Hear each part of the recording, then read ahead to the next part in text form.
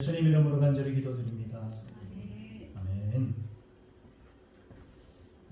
하나님 아버지는 불의한 제 반장이 아니다 라는 제목으로 하나님 말씀을 함께 나누려고 합니다.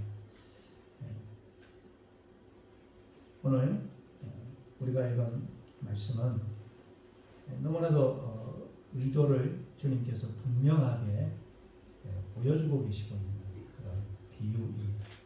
1절을 보면 예수께서 그들에게 항상 기도하고 낭망하지 말아야 할 것을 비유로 말씀하셨다.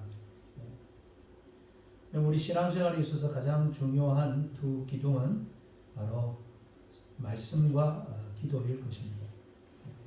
마치 솔로몬 성전에 야긴과 보아스가 두 기둥인 것처럼 야긴 하나님이 세우신다. 보아스 하나님은 능히 하신다. 하나님이 세우시고 하나님이 능히 하신다. 이 말씀과 또 이 말씀을 믿고 기도하는 것이 우리 신앙의 가장 중요한 기둥일 텐데 오늘 특별히 우리 주님께서 기도에 관한 비유를 하셨다고 말하고 있습니다. 항상 기도하고 낭망치 말아야 된다. 여기서 우리는 기도의 속성을 발견하게 되죠. 그것은 기도는 어쩌다가 한번 하는 게 아니고 항상 하는 것이다. 두 번째는 뭡니까? 기도하다 낙심하지 말아야 된다. 그렇습니다. 우리가 기도하다 보면 낙심할 때가 있습니다. 왜 낙심할까요? 내가 기도한 내용대로 속히 이루어지지 않으니까. 내가 원하는 시간에 응답되지 않으니까. 기다리다가 낙심하죠.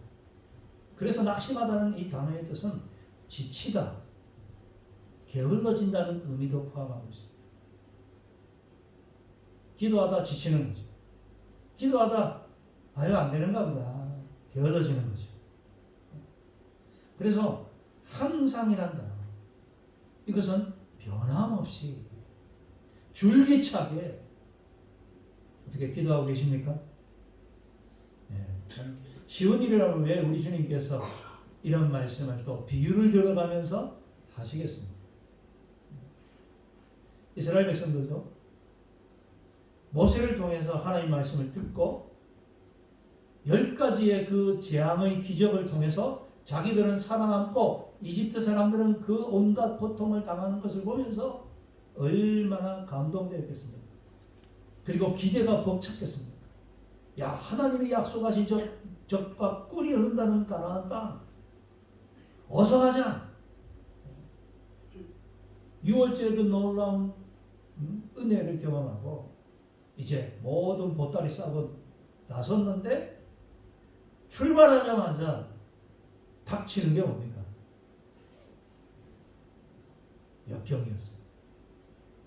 홍해가 기다리고 앞을 보니 바다요, 뒤를 보니 놓아주기는 했지만 다시금 마음이 그냥 변해가지고 아이고 이 아까운 것들, 이 노예들, 우리가 이것들을 통해서 얼마나 많은 것들을 누릴 텐데 다시금 이 바로의 마음이 변해서 쫓아오고 있는 이집트의 그 강력한 군대들,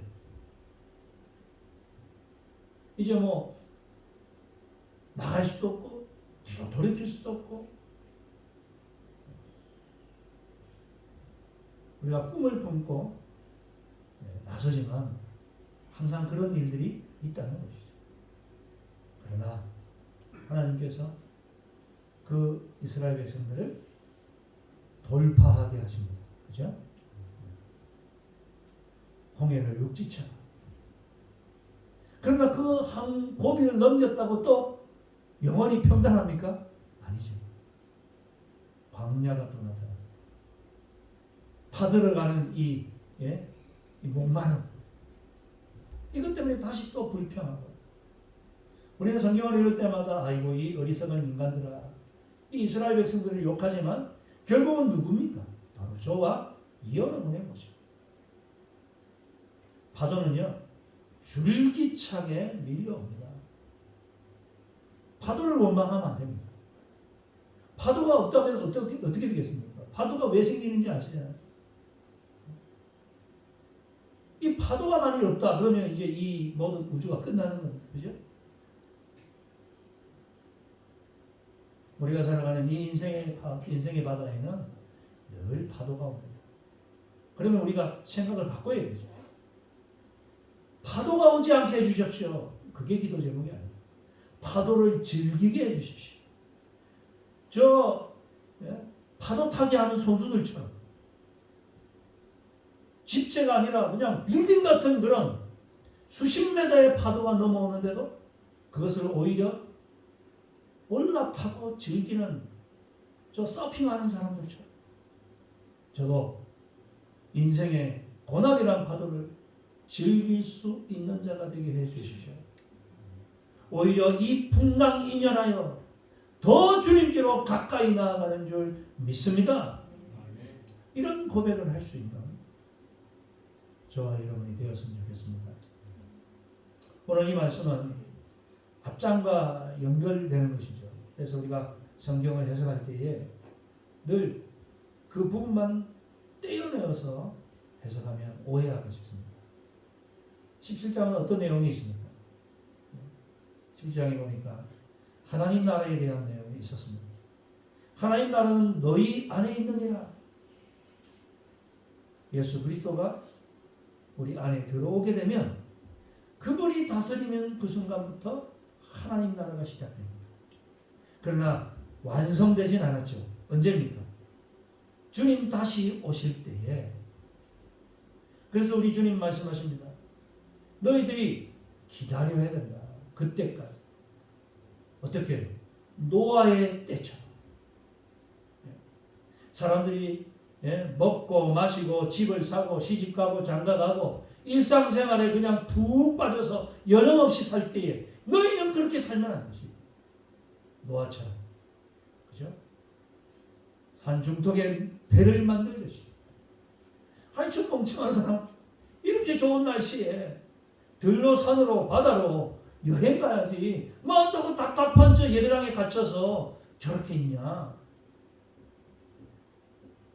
그렇게 노아를 향해 손가락 하듯이 우리를 향해서도 한심스럽게 표정으로 손가락질을 할 때에 우리는 이 땅에 속한 것이 아니라 하늘에 속한 사람이고 영원한 나라를 꿈꾸면서 살아간다. 이것이 저와 여러분의 정체성인 줄 믿습니다. 이것이 가지고 있으면 그렇게 부럽지 않습니다.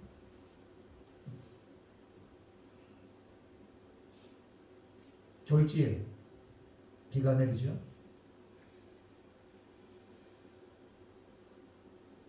심판은 그렇게 노아 때에 찾아왔고 롯의 때에도 찾아왔습니다. 그러나 우리 주님 뭐라 말씀하십니까?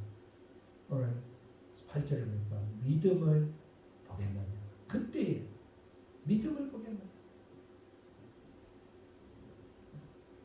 기다리는 것이 믿음인 줄 믿습니다. 언제 되겠냐? 언제 기도가 이루어지겠냐? 믿음은 기다립니다. 여러분 혹시 태어날 때부터 좀 조급하신 성격이 있을 수 있겠죠. 그러나 우리가 하나님 안에서 다듬어 가는 줄 믿습니다. 내 힘이 아니고요. 성령의 힘으로. 그래서 때로는 무엇을 주십니까? 시련을 통해서. 그래서 욥은 뭐라고 합니까? 정금과 같이 나를 나아오게 하실 것이다. 나의 가는 길 오직 그가 아시나요? 나는 몰라요. 지금 왜 이런 시련이 나에게 주어졌는지. 그러나 오직 나의 길을 아시는 그분께서 이 환난을 통해서 정금과 같은 믿음의 사람으로 다듬어 가실 줄 믿습니다. 네. 우리의 유산, 우리의 보물은 믿음이죠. 그죠? 네. 우리 자녀들에게 물려줄 것은 아파트도 아니고, 예? 이 보배로운 믿음을 자녀들에게 물려줘야 할 줄 믿습니다. 그렇습니다. 기도에는 항상 믿음이 따라가요. 그렇지 않으면 우리가 낙심하게 되고 항상 기도할 수 없습니다. 그래서 항상 기도는 하나님을 의식할 때 가요. 어떻게 항상 기도하나? 그것은 늘 하나님을 의식한다는 것이죠.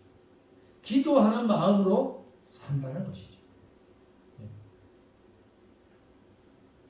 저희 어머니 세대를 보면 이제 무슨 일이 생기면 어떻게 합니까?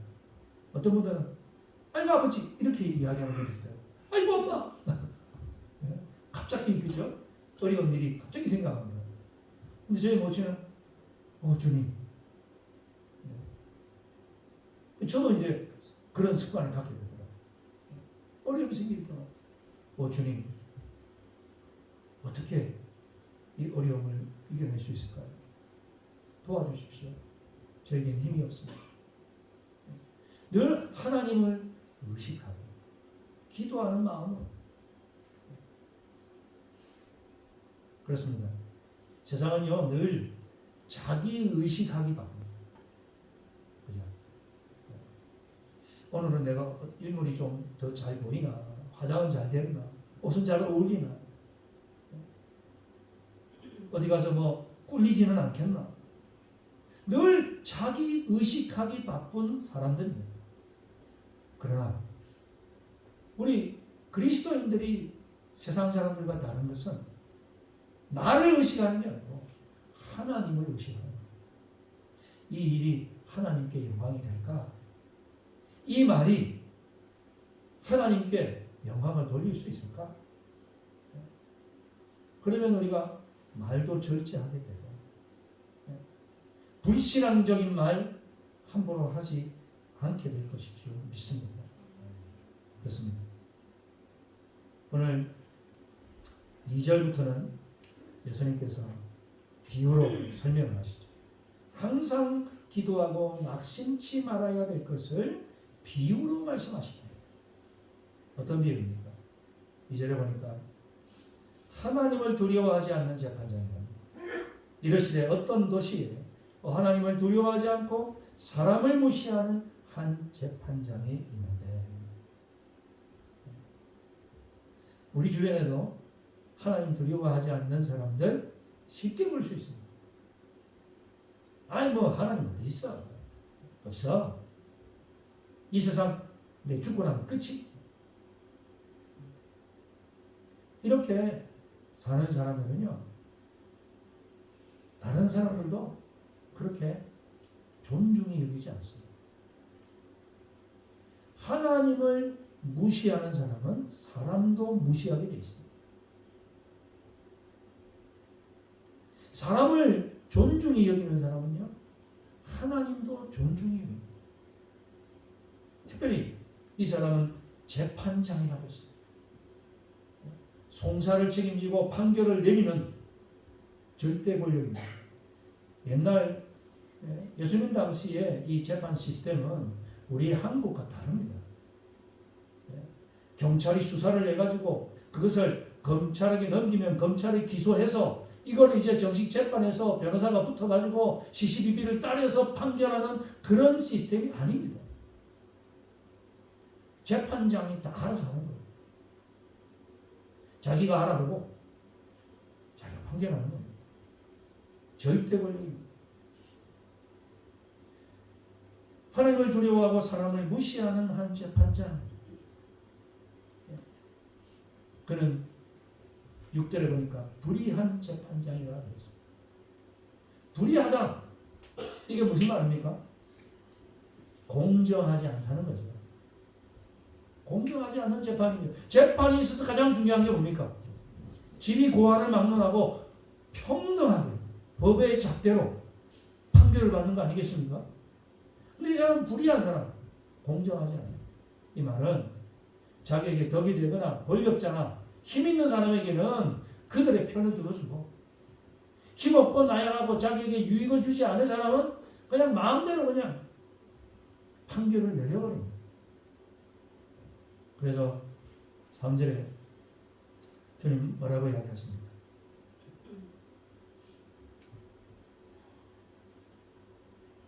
그 도시에 한 가부가 있어.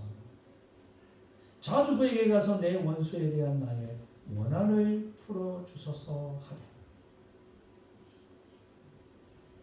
불의한 재판장과 그리고 한 가부를 대비시키고 있어.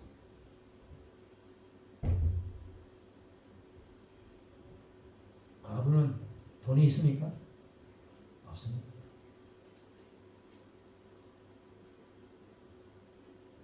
여러분, 예수님 당시에 이 유대에서는요, 죄송하지만 여성 인권이 바닥이었죠. 그 여인들은 증인도 되지 않습니다. 여인의 증언은 채택이 안 됩니다. 그래서 재판장에게 가서 자기의 억울함을 호소하고 설득하고 바른 재판을 하게 해달라고 매달려야 될 사람은 여인들은 안 되는 거예요. 아마도 뭐 가보니까 남편은 없었을 것이 분명하고 아들도 없었겠구나. 안 그러면 아들을 통해서 그렇게 매달렸을 때 정말 열악한 상황에 빠져요. 이런 가부가 좋은 재판관도 아니고 불의한 재판관을 만났으니 얼마나 속이 타들어가겠습니까? 더더군다나 원한을 풀어주소서. 무슨 얘기입니까? 억울한 일이 사무칠 정도로 도저히 자기 힘으로는 해결할 수 없는 그런 억울한 일을 만났다는 거죠. 본문을 자세히 설명하지 있지 않습니다. 여러분, 우리도 살다 보면 억울한 일 만나죠. 내가 하지도 않은 일이 내가 한 것처럼 그렇게 책임을 전가시키는 사람들, 뒤에서 그냥 웅성거리면서 못된 소문들을 내어가지고 나의 명성을 그냥 추락시키기도 하고, 어떤 경우에는 믿었던 사람에게 넘어가서 사기를 당하기도 하고, 얼마나 분에 사무치는 일들이 우리가 일생 속에 많이 있는지. 그 중에 하나겠죠. 너무너무 견딜 수 없는 이 분한 원통. 이 여인은 지금 절박함. 다른 해결할 방법이 없습니다. 재산이라도 있었다면 정말 번듯한 사람 통해서 부탁했었다면 그러지 못하니까 문정박대 당할 줄 알면서도 매일 그를 찾아갔습니다. 무시하는 사람이라 그랬잖아요. 4절에 그가 얼마 동안 듣지 않았다가 후에 속으로 생각하되 내가 하나님을 두려워하지 않고 사람을 무시하나. 하나님을 두려워하지 않고 사람을 무시하는 이 사람, 얼마나 아주 날이 선 말들로 이 여인의 가슴을 후벼 팠겠습니다. 인격 모독도 이런 모독이 없을 정도로 그냥 쏟아부었을 텐데, 그런데도 이 여인은 뭡니까? 계속 찾아갔다. 그래서 5절에 같이 한번 읽겠습니다. 5절 시작. 이 가부가 나를 번거롭게 하니 내가 그 원한을 풀어주리라. 그렇지 않으면 늘 와서 나를 괴롭게 하리라 하였느니라. 아멘.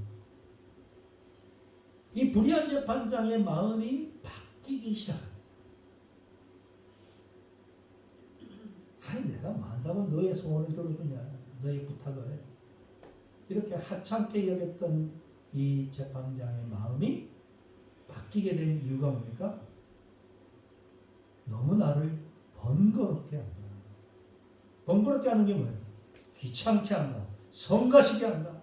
이것이 스트레스가 된다. 이것이 더 나아가서 신경쇠약에 걸릴 정도로 이제는 막 그 여인이 무섭는 거 무섭는 막 쫓아다녀. 퇴근해서 집에 들어가려고 하면 또 문 앞에 서서 괴롭게 한다라고 말합니다. 이 말은 이 원어의 의미를 보니까 눈덩이를 쳐서 멍들게 하다 이런 뜻입니다. 괴롭게 하다. 그죠? 싸우다 보면 그죠? 눈덩이를 사람이 때려가지고 그냥 시퍼렇게 멍들듯이 자기는 지금 그런 상처를 입게 되었다.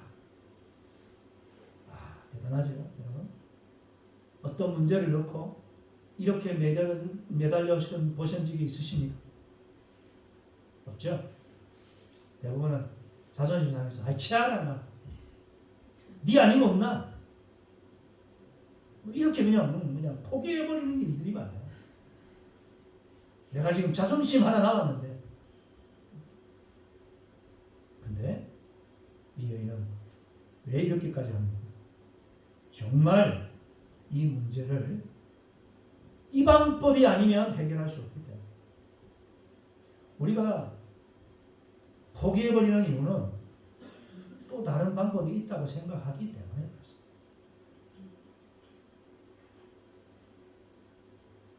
정말 하나님 외에는 이 문제 해결하실 분이 없습니다. 그러면 기도를 그만두겠습니까? 포기하겠습니까?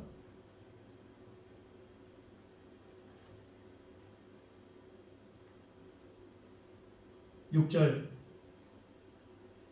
말씀입니다. 주께서 또 이르시되 불의한 재판장이 말한 것을 들으라.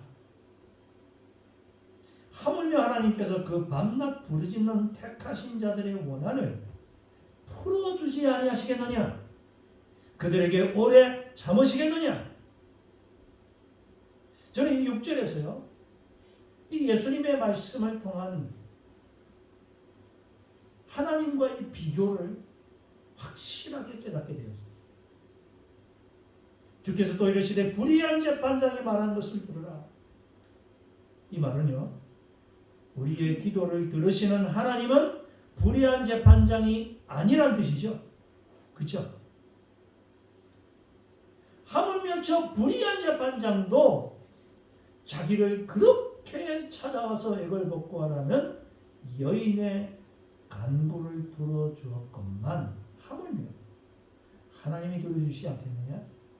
하나님은 그러면 누구십니까? 여러분, 하나님은 누구신가요? 여러분에게 아버지시죠. 그렇습니다. 하나님은 나의 아버지이신 줄 믿습니다. 한번 따라하겠습니다. 하나님은 나의 아버지이십니다. 그렇습니다. 아버지이십니다. 이거 잊지 마십시오. 하나님과 나와의 관계를 잊지 마십시오. 그러면 기도를 끝까지 할 수 있어요.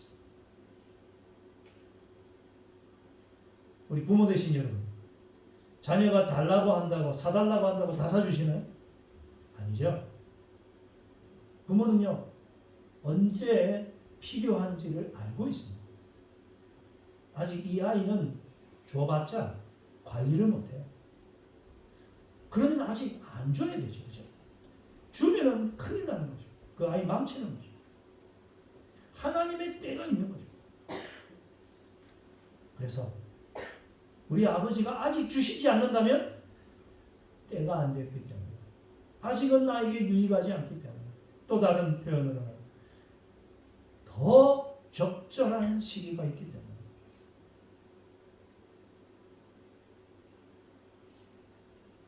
하물며 하나님께서 그 밤낮 부르시는, 그 다음 뭐라고 말합니까? 택하신 자들의 원한을. 여러분, 예수를 나의 구주로 믿으십니까? 그렇다면 우리는 택함을 받은 자입니다. 택하신 자들의 원한을 풀어주지 않습니다. 반드시 풀어주실 줄 믿습니다.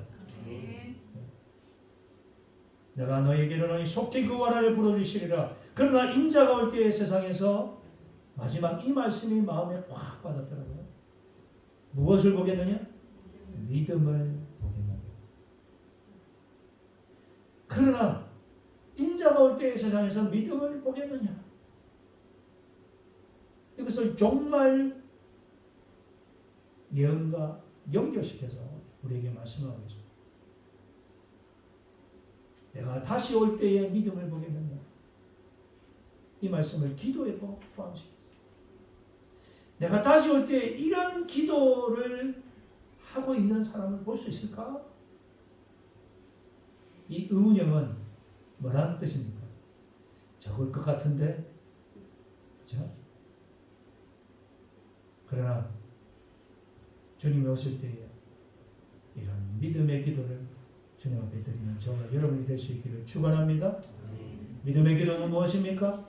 항상 기도하는 것, 낙심하지 않는 것, 주님의 때를 기다리는 것. 이 기도의 응답을 반드시 저와 여러분이 받아 누리게 될 줄 믿습니다.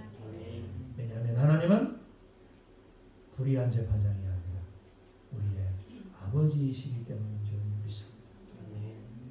제가 한번 기도드리겠습니다. 주님,